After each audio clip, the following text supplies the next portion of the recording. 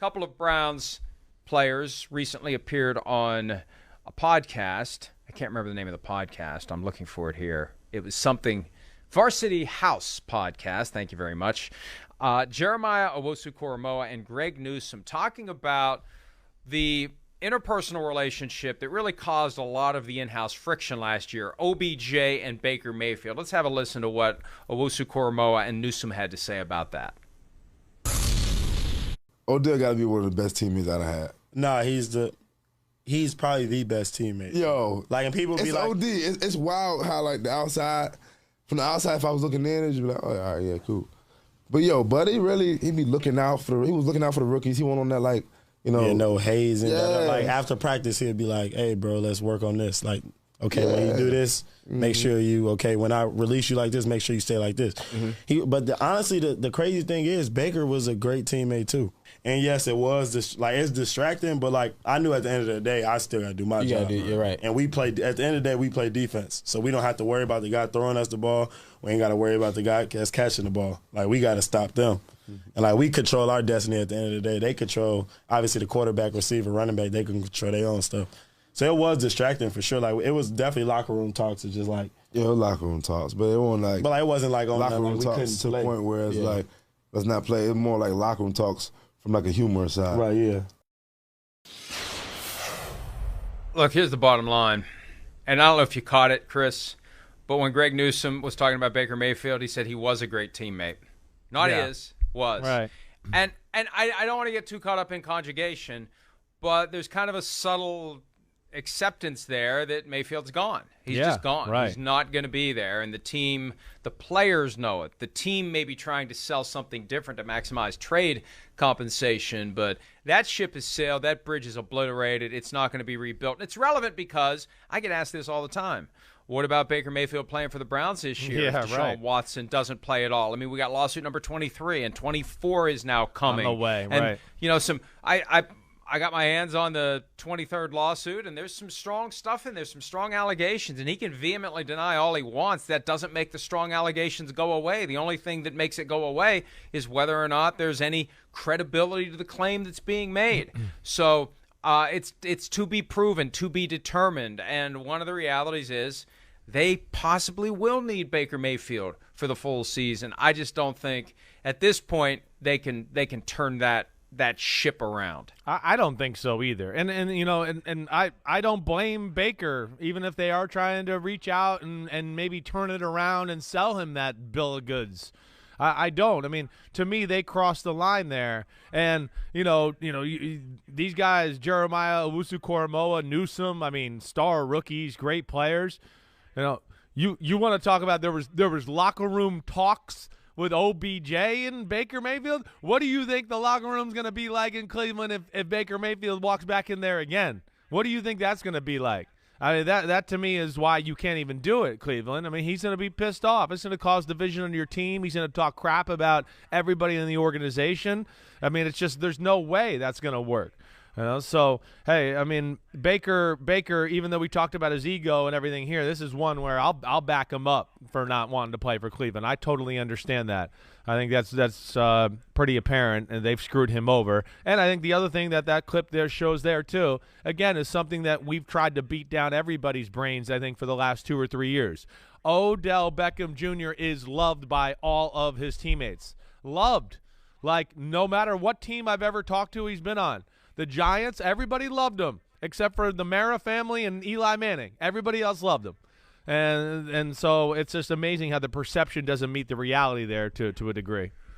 And here's what happens. Odell Beckham Jr. has this tremendous profile as sparked by the spectacular catch he made during the 2014 season, his rookie year in the NFL, and he built on that, and he became bigger than life, bigger than the game, bigger than anything, and he's got this aura about him. And then he walks through the door, and he's just a normal guy.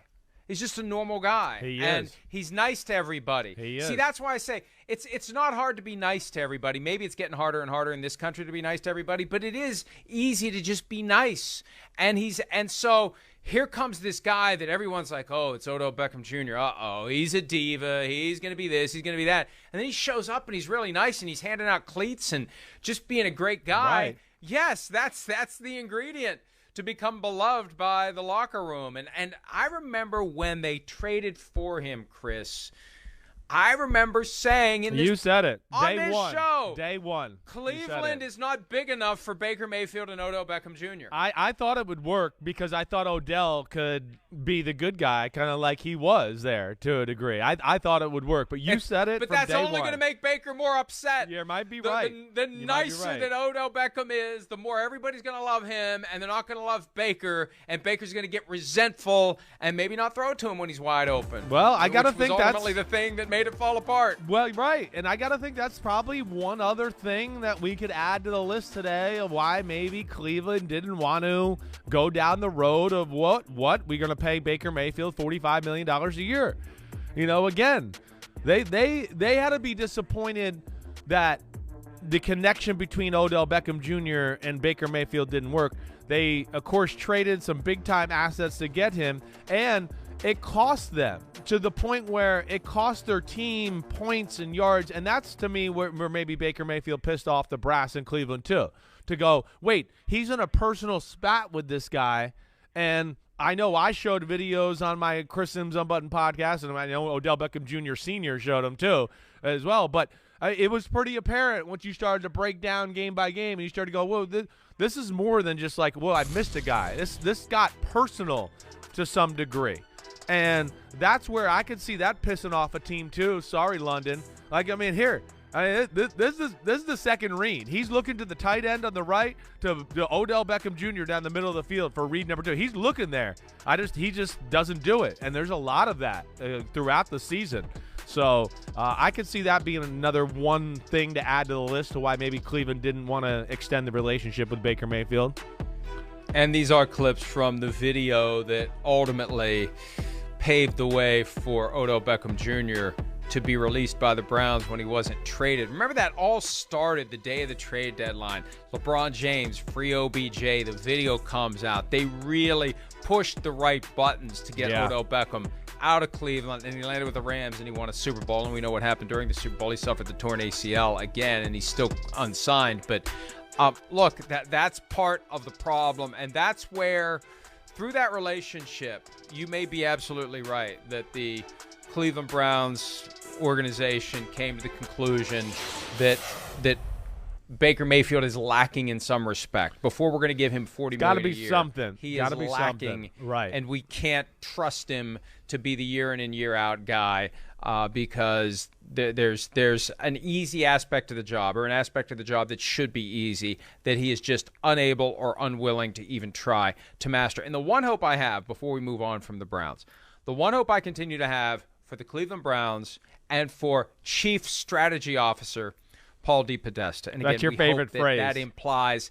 That implies good strategy, not bad strategy. I really hope that they are not thinking about playing this game with Baker Mayfield where, they've got this flow chart. Okay, we hope he stays away.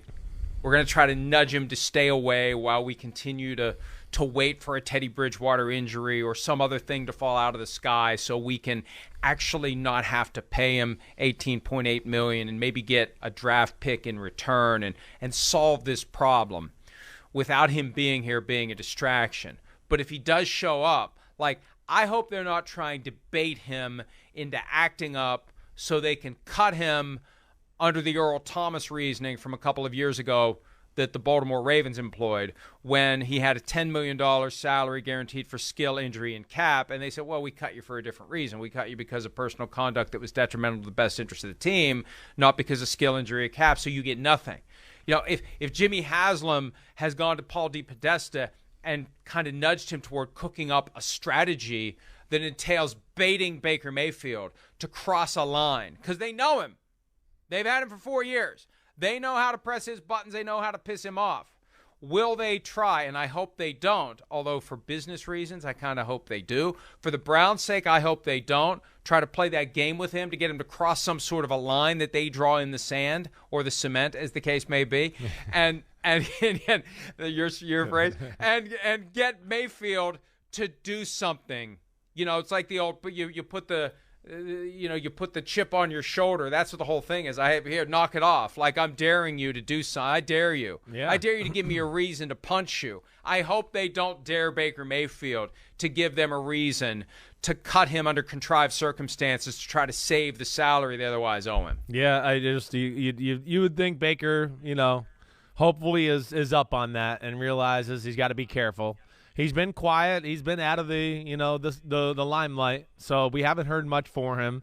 I know I do wonder though. I mean, does it ever come to a point where he does start to think to show up?